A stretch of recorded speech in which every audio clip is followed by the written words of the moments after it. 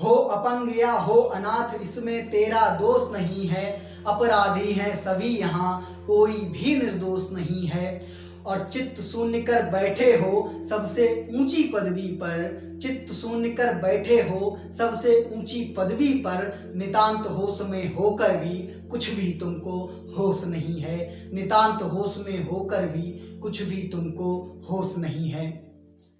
नमस्कार दोस्तों, मैं देवव्रत त्रिपाठी आप सभी का स्वागत करता हूं कस्तूरी काव्य में। दोस्तों, कस्तूरी काव्य के परिप्रेक्ष्य खंड में आज हम द्वितीय पड़ाव की ओर आ चुके हैं। इस पड़ाव पर कुछ देर हम लोग रुकेंगे और जो कुछ भी हमें इससे प्राप्त होगा उसको आत्मसात करने का पूरा प्रयास करेंगे। हम सभी लोग जानते हैं कि महाभारत की प्रत्येक घटना और प्रत्येक चरित्र अपना एक इतिहास लिए हुए है, इसीलिए महाभारत का हर एक घटनाक्रम और चरित्र अत्यंत ही प्रासंगिक और विचारशील हो जाता है, जो कि हमारा समय समय पर पथ प्रदर्शित करता रहता है। इन्हीं तमाम चरित्रों में से एक अहम चरित्र आता है धृतराष्ट्र का।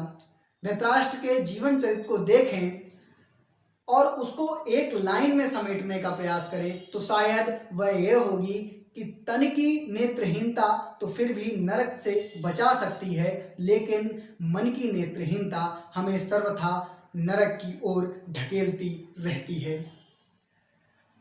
इस वीडियो को शुरू करने से पहले मैं आप सभी से एक विनती करना चाहता हूं। अगर आपने अभी तक मेरे चैनल को सब्सक्राइब नहीं किया है तो प्लीज़ सब्सक्राइब कर लें और बेल आइकन को जरूर दबा लें, जिससे इस चैनल की कोई भी वीडियो आप मिस ना करें। तो चलिए शुरू करते हैं।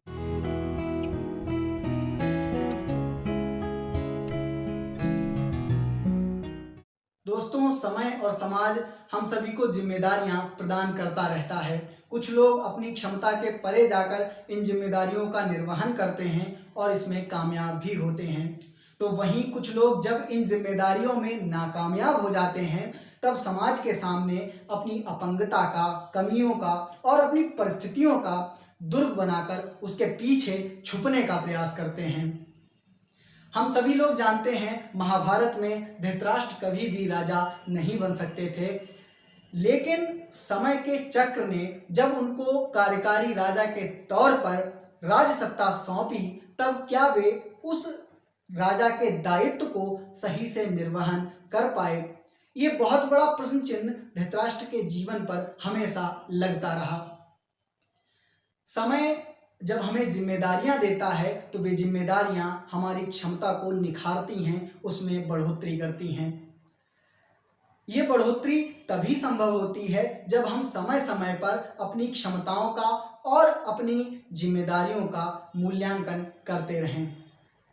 लेकिन शायद महाभारत में धृतराष्ट्र अपनी जिम्मेदारियों का और अपनी क्षमताओं का मूल्यांकन करना भूल गए, इसीलिए वे अपने कुल के नाशक बनने में सबसे अहम भूमिका निभाते रहे और अपने कुल को एक नरक की ओर ढकेलते रहे।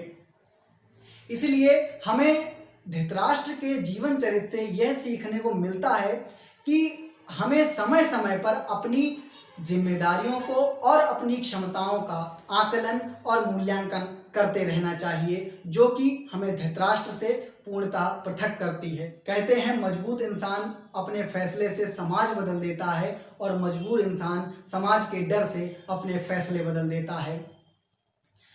महाभारत के कई कृत्य ऐसे दिखाई देते हैं जो धृतराष्ट्र की न्यायप्रियता पर और उनके राजा के दायित्व पर प्रश्न चिन्ह हमेशा लगाते रहते हैं। द्रौपदी का चीरहरण, द्रुत कीड़ा और जब शांति दूत बनकर श्री कृष्ण आए तब उनका बंदी बनाया जाना आदि ऐसे कृत्य हैं जो कि उनके न्यायप्रियता पर हमेशा प्रश्न चिन्ह लगाते रहे हैं और लगाते रहेंगे। धृतराष्ट्र के जीवन से हमें यह सीखने को मिलता है कि हम चाहे किसी भी परिस्थिति में हो, किसी भी मनःस्थिति में हो, हमें अपना एक पक्ष रखना चाहिए, अपना एक स्टैंड होना चाहिए और सबसे जरूरी बात हमारा एक निर्णय होना चाहिए। द्यूत कीड़ा में और चीरहरण में यदि धृतराष्ट्र अपना एक निर्णय रखते तो शायद महाभारत होने से बच जाता और वे कुल नाशक होने से भी बच सकते थे। चुप रहे यदि आज भी तो दबे पांव दुख आएगा, चुप रहे यदि आज भी तो दबे पांव दुख आएगा। एक निर्णय चाहिए ये हादसा रुक जाएगा, एक निर्णय चाहिए ये हादसा रुक जाएगा। दोस्तों, धृतराष्ट्र के जीवन से जो कुछ भी मुझे दिखा, जो कि उनके परिप्रेक्ष्य में जो हमें सीखने को मिला, वह मैंने आपके साथ साझा किया। और इसी के साथ मैं अपनी वाणी को विराम देता हूं और इस वीडियो को आप ज़्यादा से ज़्यादा लाइक करें, कमेंट करें और ज़्यादा से ज़्यादा शेयर करें। और अगर इस वीडियो के माध्यम से आपको सोचने का एक नया आयाम मिला हो तो मैं इस वीडियो को सफल मानूंगा। धन्यवाद।